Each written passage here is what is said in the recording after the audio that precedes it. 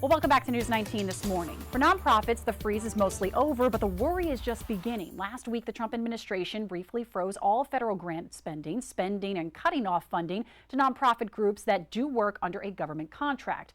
It lasted all of 2 days. Then that memo that announced the freeze was rescinded and 2 federal judges blocked it. So now what? And should nonprofits be worried and start scaling back as a precaution? What is going on there in D.C.? Joining us now, we have USC political science professor Chase Meyer with a breakdown for us.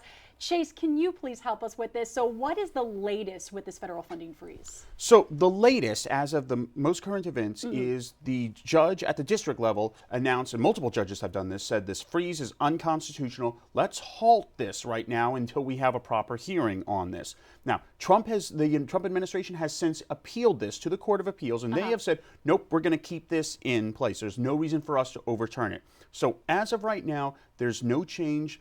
There's a fully pause on that freeze by the courts. Interesting. So with a nonprofit or anything that's kind of would be possibly involved in this freeze, are they taking precautions if anything does happen at this point, or kind of what is that timeline of what we're seeing right now? Well, right now, a lot of it is still chaos. While most nonprofits and other organizations that were affected by the freeze when it first happened, they have now gotten access to their money. There have been reports all throughout the country that it's hit and miss, that some Head Start programs, some Medicaid programs, and some nonprofits still don't have access to the money. Now, some of it is hit and miss, some of it has come back on, but it has been chaotic. So if you're a nonprofit that is dealing with government grants and funds, you should be prepared that maybe something will go offline, or if this freeze is put back into place, they need to be prepared because this could happen very quickly. So how quickly? That's what I was going to ask you. I mean, it sounds like it kind of happened and 2 days later it get rescinded. So there's a lot of this back and forth. So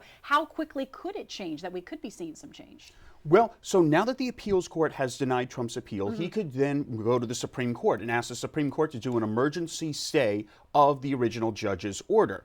Will that happen? Hard to say. But the most likely scenario is that we go back to the original judge who put this pause in place. He said, until we have a proper full hearing on this and when it's scheduled. Now, once that is put on the calendar and they have their date, the lawyers will argue back and forth. Is this freeze constitutional? Is it not? He will then make a decision shortly after that.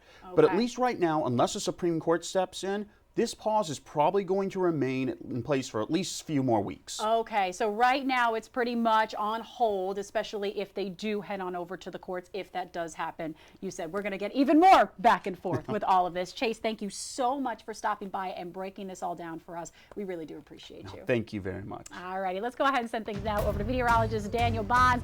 Daniel's the traffic working again? How is it out there?